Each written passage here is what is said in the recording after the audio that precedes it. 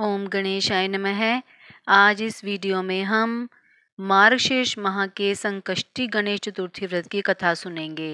संकष्टी गणेश चतुर्थी व्रत प्रत्येक मास के कृष्ण पक्ष की चतुर्थी को किया जाता है। अगहन मास के कृष्ण पक्ष की चतुर्थी को किए जाने वाला व्रत अगहन संकष्टी गणेश चतुर्थी व्रत कहलाता है। इस तिथि को गजानन गणेश की पूजा की जाती है। भविष्य पुराण में कहा गया है कि जब मन संकटों से घिरा महसूस करे तो गणेश चतुर्थी का व्रत करें। इससे कष्ट दूर होते हैं और धर्म, अर्थ, मोक्ष, विद्या, धन व आरोग्य की प्राप्ति होती है। आइए सुनते हैं मार्गशीर्ष संकष्टी चतुर्थी व्रत कथा। पार्वती जी ने गणेश जी से पूछा कि अगहन कृष्ण चतुर्थी संकटा कहलाती है, उस दिन किस गणेश की पूजा किस रीति से करनी चाहिए। गणेश जी ने उत्तर दिया कि हे हिमालय नंदिनी, अगहन में पूर्वोक्त रीति से गजानन नामक गणेश की पूजा करनी चाहिए। पूजन के बाद अर्घ्य देना चाहिए। दिन भर व्रत रखकर पूजन के बाद ब्राह्मण को भोजन कराकर जौ, तिल, चावल, चीनी और घृत का शाकला बनाकर हवन कराएं तो वे अपने शत्रु को वशीभूत कर सकता है। इस संबंध में हम तुम्हें एक प्राचीन इतिहास सुनाते हैं। प्राचीन काल में त्रेता युग में दशरथ नाम के एक प्रतापी राजा थे। वे राजा अखेट प्रिय थे। एक बार अनजाने में ही उन्होंने श्रवण कुमार नामक ब्राह्मण का अखेट में वध कर दिया। उस ब्राह्मण के अंधे माँ बाप ने राजा को श्राप दिया कि जिस प्रकार हम लोग पुत्र शोक में मर रहे हैं, उसी भांति तुम भी पुत्र शोक में मरोगे। इससे राजा को बहुत चिंता हुई। उसने पुत्रेष्टि यज्ञ करवाया। फलस्वरूप जगदीश्वर ने राम रूप में अवतार लिया। भगवती लक्ष्मी जानकी के रूप में अवतरित हुई। पिता की आज्ञा पाकर भगवान राम, सीता और लक्ष्मण सहित वन को गए, जहां उन्होंने खरदूषण आदि राक्षसों का वध किया। इससे क्रोधित होकर रावण ने सीता जी का अपहरण कर लिया। सीता जी की खोज में भगवान राम ने पंचवटी का त्याग कर दिया और ऋष्यमुख पर्वत पर पहुंचकर सुग्रीव के साथ मैत्री की। तत्पश्चात सीता जी की खोज में हनुमान आदि वानर तत्पर हुए। ढूंढते ढूंढते वानरों ने गिद्धराज संपाति को देखा।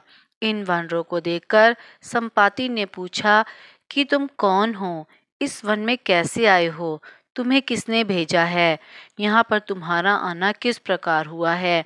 संपाति की बात सुनकर वानरों ने उत्तर दिया कि भगवान विष्णु के अवतार दशरथ नंदन राम जी सीता और लक्ष्मण जी के साथ दंडक वन में आए हैं। वहां पर उनकी पत्नी सीता जी का अपहरण कर लिया गया है। हे मित्र, इस बात को हम लोग नहीं जानते कि सीता कहाँ है।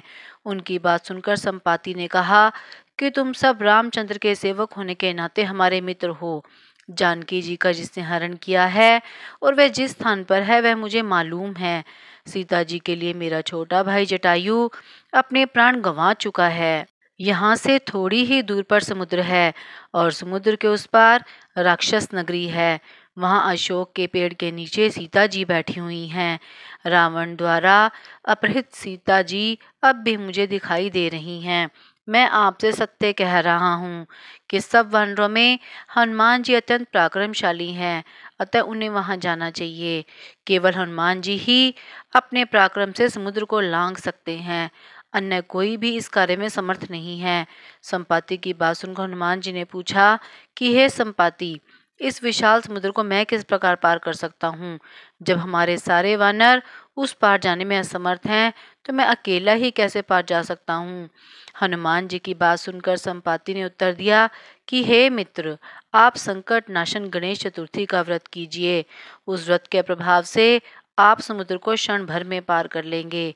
संपाति के आदेश से संकट चतुर्थी के उत्तम व्रत को हनुमान जी ने किया। हे देवी, इसके प्रभाव से हनुमान जी क्षण भर में समुद्र को लांघ गए। इस लोक में इसके समान सुखदायक कोई दूसरा व्रत नहीं है। श्री कृष्ण जी कहते हैं कि महाराज युधिष्ठिर, आप इस व्रत को कीजिए।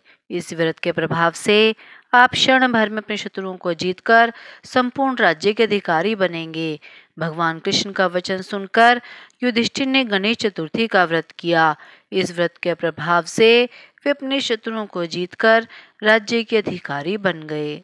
अगर आपने अभी तक मेरे चैनल को सब्सक्राइब नहीं किया है तो आप मेरे चैनल को सब्सक्राइब करें ताकि आपको मेरे आने वाली वीडियो की नोटिफिकेशंस मिलती रहें। आप मेरी वीडियो को ज़्यादा से ज़्यादा लाइक और शेयर करें।